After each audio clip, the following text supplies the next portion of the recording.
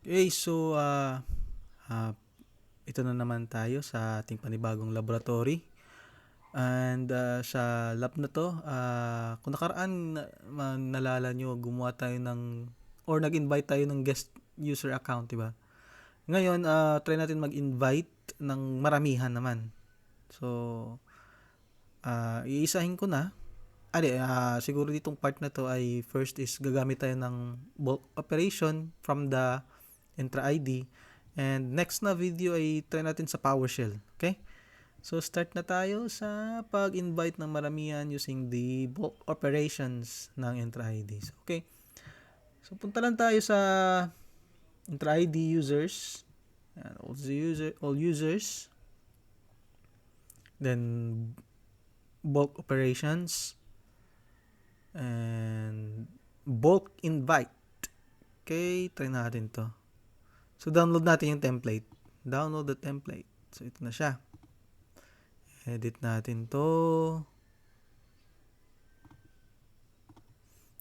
Okay, so ito na yung ating Excel file. Yung template. So, example. Ito. Ayan. So, maganda dito kasi may mga example na sila. Palitan na lang natin to. Sino ba? Meron akong try natin invite yung mga example Gmail account. So, retain lang natin to. Invitation. Try pa natin ng isa.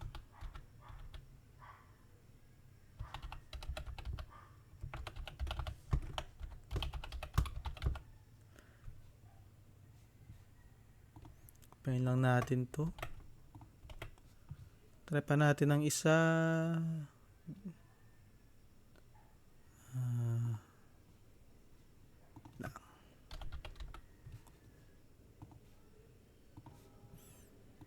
Okay. Ayan. Pahin lang natin to.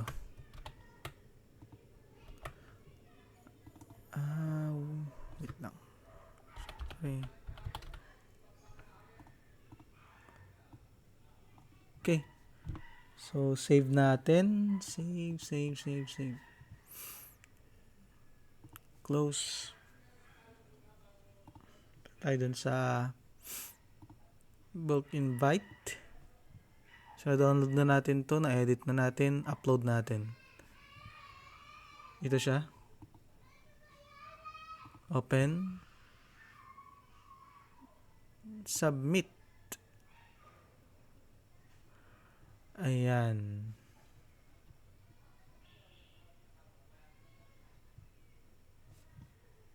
Wait natin. So, tapos na po siya, no? And yung operations, yung bulk operations, kung gusto niyo makita, mabilis lang kasi siya eh. So, hindi ko na na-capture yung yung nagpo-prompt dito. So, nandito lang siya. Ayan, makita niyo kung yung status ng ating bulk operations. So, ito siya. Sa user lang din, bulk operations. So, ito yung ginawa natin kanina. So, in-invite natin ditong tatlo. Ayan. Okay, so of course, wala pa sila dito, no? Andito na rin. Andito na rin sila. And let's test. Okay. Nandito ako sa isang email account na aking invite. Punta tayo sa Gmail. Yun, so meron na receive na invitation. Welcome. So accept natin. Try natin. Accept.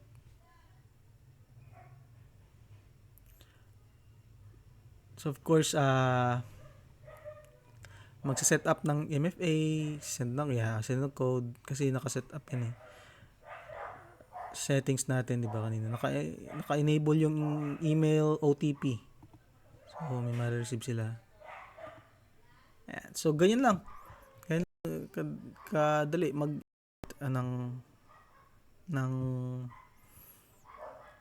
guest account. Okay, try natin sa sunod using PowerShell. Okay. Thank you so much. Bye.